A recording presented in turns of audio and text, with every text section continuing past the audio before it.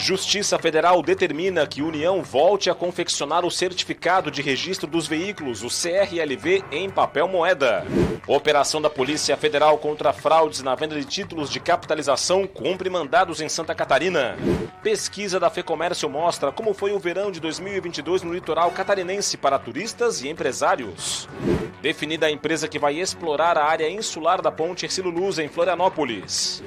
E veja também, no esporte, Gilson Kleina é apresentado como novo técnico da Chapecoense para a disputa da Série B do Campeonato Brasileiro. Está no ar o Band Cidade com Rodrigo Cardoso. Olá, uma boa noite para você. O Band Cidade começa hoje com uma decisão do Tribunal Regional Federal da 4ª Região em Porto Alegre. Em liminar, o TRF4 determinou que a União volte a confeccionar o certificado de registro do veículo, o CRLV, nos moldes antigos, em papel moeda e tudo mais. Atualmente, a emissão é digital. Entenda melhor agora na reportagem do João Paulo Cardoso. Este papel nas mãos do Alexandre é o Certificado de Registro e Licenciamento de Veículo, o CRLV. Para ele, a possibilidade de imprimir o documento na internet trouxe agilidade e praticidade. Facilidade única, né? Sem burocracia. Paguei o documento pelo celular e imprimi no computador. Facilitou bastante. Só que a emissão de documentos como este, em papel A4 com QR Code, pode estar com os dias contados. No último dia 14 de março, o Tribunal Regional Federal da 4ª Região, o TRF4, emitiu uma decisão liminar que determinou a volta da emissão do documento de licenciamento de veículo no formato tradicional, por meio físico, em papel moeda. A liminar vale para todo o país e atende a um recurso do Conselho Federal dos Despachantes Documentalistas do Brasil. Este advogado, que representa a categoria, afirma que o formato tradicional do documento é mais seguro. Além disso, a medida se torna necessária, porque uma série de brasileiros não tem acesso à internet. O documento físico, para respeitar o que está dito no Código de Trânsito Brasileiro, ele precisa ter algumas características que nós aprofundamos na nossa petição, mas que basicamente se resumem na unicidade, Então, a unicidade significa que você precisa ter um documento único com características específicas e que não possam ser reproduzidas facilmente. Em nota, o Detran informou que não vai se manifestar sobre o assunto, porque ainda cabe recurso da União sobre a decisão do TRF4. Para falar deste assunto aqui no Band Cidade, comigo o Roberto Azevedo. Tudo bem, Roberto? Boa noite para você. Boa noite, Rodrigo. Boa noite a você que nos assiste. Você tem o documento digital no celular, como eu tenho aqui? Eu tenho aqui no meu. Você tem o digital no celular. E dou um exemplo. Porque há realmente uma perda para o mercado, para os despachantes notarais, mas eu pergunto o seguinte: alguém reclama porque o título de eleitor é digital? Não. E era também confeccionado com papel moeda. A questão é a seguinte: estamos diante de uma evolução ou de uma involução? Porque o acesso à internet, que é um dos bons argumentos da defesa para quem quer que o papel moeda seja a base do documento, ele tem as suas limitações. Porque hoje você usa internet pelo celular, você tem acesso por terceiros até para fazer o Pix. É difícil hoje você encontrar realmente, são muito poucas pessoas, e infelizmente ainda tem no Brasil muita gente abaixo da linha da pobreza, é um problema social grave, mas nós estamos falando de pessoas que, por exemplo, dificilmente vão ter acesso fácil a um carro e ao documento, não que no futuro eles não possam adquirir esse bem. Nós estamos fazendo a coisa à inversa. Nós estamos pegando um caso excludente para dar a sugestão para uma maioria. Nós estamos desrespeitando a possibilidade da coletividade ter acesso a um documento muito mais rápido e simples e dando preferência para a exceção. Acredito que essa liminar vai cair, não tenho dúvida. Daqui a pouco eu volto com mais informações aqui no Band Cidade. Ok, Roberto. A Polícia Federal deflagrou hoje a Operação Venerália. Foram cumpridos mandados de busca e apreensão em Santa Catarina e também em outros estados brasileiros. No total, foram cumpridos 18 mandados de busca e apreensão expedidos pela Justiça Federal de Belo Horizonte. 2 dessas ordens foram cumpridas em Chapecó e em Blumenau, e as demais em cidades dos estados de Minas Gerais, Rio Grande do Sul, São Paulo e Pernambuco. Foram cumpridas também 9 medidas cautelares. As investigações apontaram que um grupo criminoso teria lavado 12 milhões de reais em dinheiro, a partir da venda de títulos de capitalização da modalidade popular. Segundo a polícia, havia omissão da quantidade de cartelas vendidas, fraude nos sorteios e desvio de dinheiro que deveria ser creditado para entidades beneficentes. Os alvos foram empresários e ganhadores de prêmios entre os anos de 2015 e 2016. Os envolvidos vão responder por crimes como lavagem de dinheiro, associação criminosa, estelionato, falsidade ideológica e uso de documento falso. E a Polícia Militar desarticulou uma organização criminosa que cometia furtos a residências e também atuava no tráfico de drogas. Isso foi em Itapoá, no litoral norte do estado. 4 pessoas foram presas. Policiais do Serviço de Inteligência analisaram e cruzaram informações para chegar aos suspeitos, que foram monitorados. Em uma casa em Itapoá, os policiais flagraram a chegada de um homem conhecido por ser integrante de uma facção criminosa, além da entrada e saída de veículos com drogas. Todos foram abordados pelas polícias militar e civil. Foram apreendidos 15 quilos de maconha, 2 veículos, meio quilo de crack, além de cocaína, dinheiro e munições de vários calibres. Também foram apreendidos produtos roubados de residências no município. 4 pessoas foram presas e levadas para a delegacia de Itapoá, junto com o material apreendido. Logo mais, depois do Band Cidade, tem o Jornal da Band. Os destaques de hoje chegam com o apresentador Douglas Santucci. Confira. Olá, boa noite. No Jornal da Band você vai ver. Presidente da Ucrânia conversa com o Papa e pede que Francisco seja mediador de uma tentativa de acordo. Enquanto isso, a Rússia intensifica os ataques a alvos ucranianos. Está muito perto de tomar uma cidade portuária que é considerada estratégica. Na política brasileira, a bancada evangélica pressiona pela saída do ministro da Educação, após o vazamento de uma gravação sobre privilegiar prefeituras indicadas por pastores. E vamos falar também de emprego, como melhorar o currículo para aumentar a chance de ser chamado para uma vaga. Dicas preciosas que você confere a partir das 7h20 da noite. Falar de política porque o Roberto Azevedo está aqui comigo. Roberto, não falta conversa nas últimas horas e até a prática de gestos para abrigar pré-candidatos ao governo. Explica pra gente. Tem de tudo. Parece um supermercado eleitoral.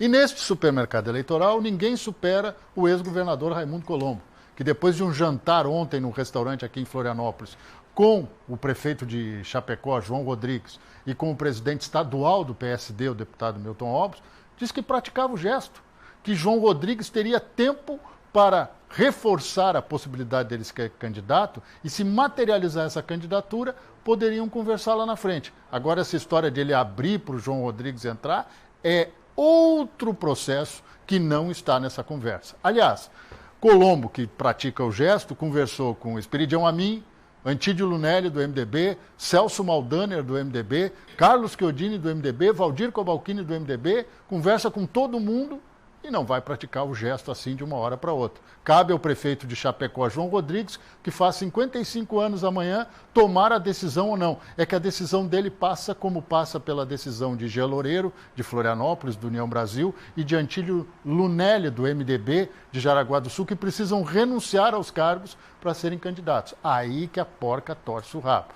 2 informações rápidas no final. O ex-governador Eduardo Pinho Moreira decidiu que não será candidato nessas eleições e fica na diretoria financeira do BRDE. Comunicou isso à bancada estadual e ao governador Carlos Moisés da Silva. E a Justiça Federal de Santa Catarina determinou prazo para o Ministério Público Federal produzir novas provas ou retirar denúncias contra o deputado Júlio Garcia do PSD. Motivo? Lá no STJ, todas as provas da Operação Alcatraz foram anuladas. Ou tem ou não a denúncia contra o deputado. Dito isso, um grande abraço e até amanhã. Até amanhã, Roberto. Uma boa notícia agora para quem está à procura de emprego em São José na Grande Florianópolis. Um portal vai ajudar os interessados em se reinserir no mercado de trabalho. As informações agora com a repórter Ana Cristina Machado. A plataforma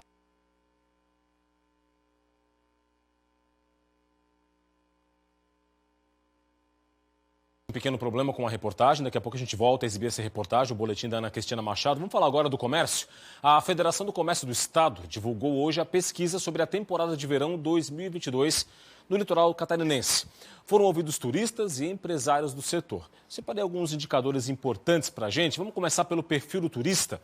Olha só, 86,6% dos turistas, está aqui o dado, que vieram para o litoral catarinense são brasileiros. A maior parte deles do Rio Grande do Sul, também do Paraná, de São Paulo e de outros estados. Tem também um bom percentual de outras regiões de Santa Catarina também. 13,4% são estrangeiros. A maioria, claro, são os argentinos, 10,4%. E bem abaixo, mas também vieram os paraguaios, os chilenos, os uruguaios e aí um percentual menor, muito pequeno, de outros países. Vamos ver agora o gasto médio, quanto os turistas gastaram aqui no litoral de Santa Catarina. R$ 4.698 foi o gasto médio no verão de 2022. Foram R$ 1.455 em gastos totais, já atualizados com a inflação, a mais na comparação com 2021, claro, um ano ainda fortemente impactado pela pandemia, o que dá uma alta de 45% nesse gasto médio. A pesquisa ouviu também 554 empresários e o principal item está aqui, faturamento. Para 30,3% houve um faturamento maior, 30% maior este ano do que em 2021 e 29,9% um faturamento maior do que os meses comuns do ano. Isso exclui a hotelaria, porque nesse setor específico, na hotelaria, os números foram ainda melhores. 43,7% os empresários apontaram, então, que houve esse aumento de 43,7% no faturamento em relação ao verão de 2021. E ainda mais, 51,4% de aumento no faturamento na comparação com meses comuns. Mesmo assim, ainda houve um setor importante do empresariado do turismo que disse que o que foi faturado neste ano ainda não recuperou as perdas provocadas pela pandemia. Hoje é Dia Mundial da Água e, para marcar a data, a EPAGRE lançou um programa regional para incentivar o agricultor a preservar o solo e também a água nas propriedades. Acompanhe.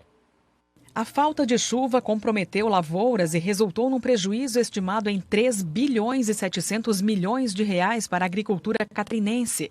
Aqui no Alto Vale, as safras de milho e soja foram as mais afetadas.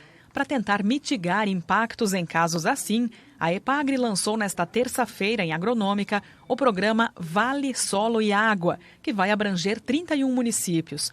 Com o slogan "Quem cuida, colhe resultados", a intenção é fazer com que o produtor conserve ao máximo esses dois recursos naturais para garantir uma boa produtividade, mesmo quando o clima não for tão favorável. Mais do que nunca, estamos passando por uma época de estiagem que tem trazido os números de produção para baixo na nossa região e como também em todo o estado. E agora, de quebra, ainda temos uma guerra que com certeza vai interferir na nossa próxima safra. Para marcar o lançamento do programa Vale, Solo e Água, um dia de campo foi realizado no CETRAG. Agricultores puderam aprender novas práticas para manter o solo mais produtivo e a propriedade preparada para períodos de estiagem. Nós criamos um sistema produtivo resiliente, tanto as questões climáticas, diversas aí que temos, mas também na questão hoje do uso racional de insumos consciente, trazendo a rentabilidade, Nem sempre a maior produtividade é realmente o que sobra de maior rentabilidade que sobra ao produtor. Para aderir a esse novo programa, o agricultor pode procurar o escritório da EPAGRE no seu município. Aí vai ser feito um diagnóstico da propriedade dele e definidas ações para conservar solo e água, como proteção de nascentes, recuperação da mata ciliar, uso do plantio de cobertura mais indicado, entre outras estratégias. A proposta com o programa também é garantir a qualidade da água que chega às torneiras, tanto no interior quanto nas cidades. Por isso, no dia de campo, foram apresentadas algumas alternativas de tratamento e proteção dos recursos hídricos. Junto na estação do dia de campo, a gente tem alguns sistemas de tratamento dos efluentes, para que esse esgoto saia, produzido na propriedade, saia tratado já, e ao ser lançado no espaço, ele não cause contaminação da água. A quarta-feira vai ser de chuva em grande parte de Santa Catarina. Você confere agora os detalhes na previsão do tempo.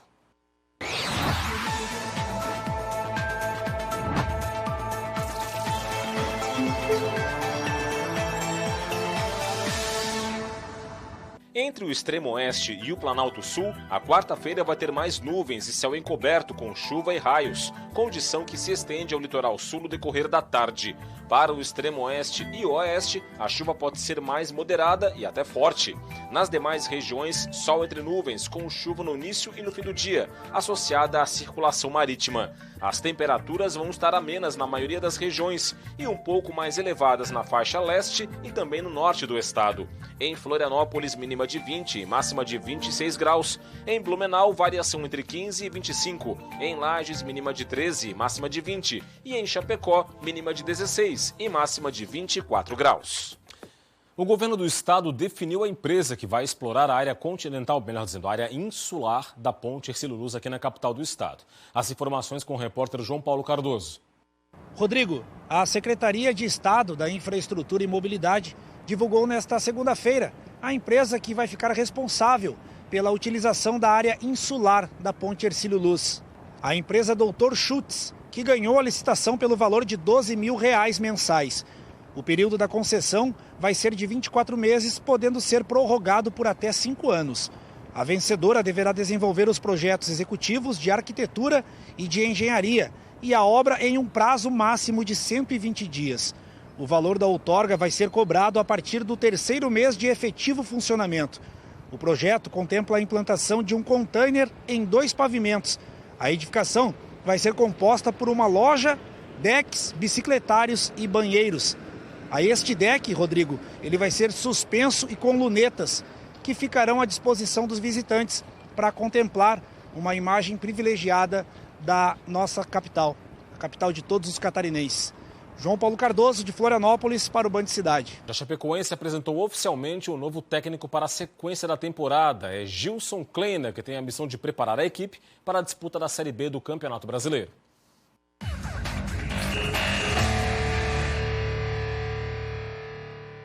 Gilson Kleina está de volta à Chapecoense. O treinador de 53 anos foi apresentado oficialmente na Arena Condá para sua segunda passagem no comando do Verdão do Oeste. Com muito orgulho que eu visto a camisa da Chapecoense.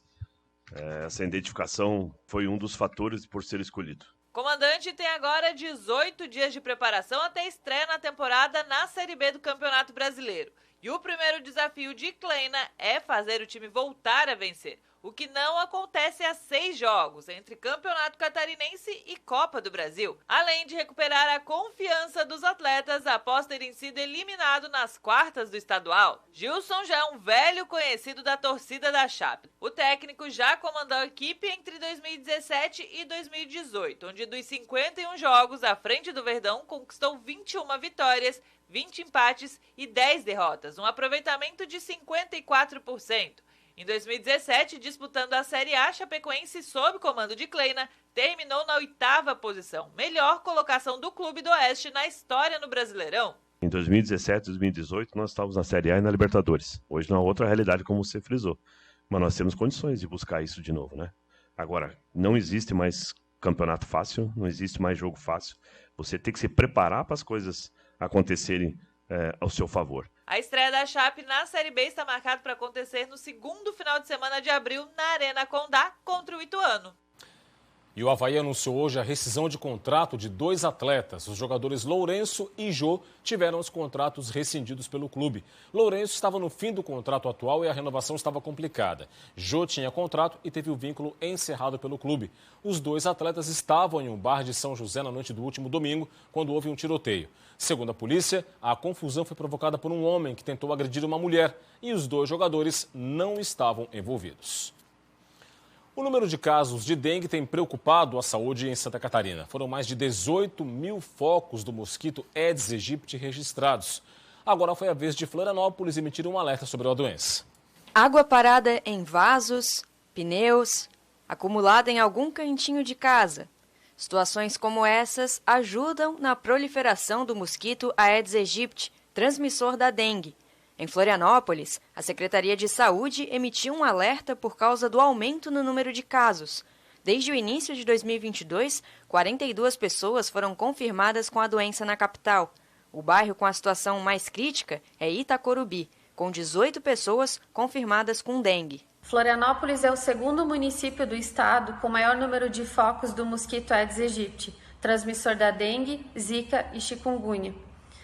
Apenas nos 3 primeiros meses do ano, o município já identificou 2.244 focos do mosquito vetor, que já ultrapassou a quantidade referente aos 3 primeiros meses do ano passado. E o alerta para os casos de dengue vale para toda Santa Catarina. De acordo com o último boletim divulgado pela Diretoria de Vigilância Epidemiológica do Estado, foram registrados mais de 18 mil focos do mosquito em 196 municípios catarinenses.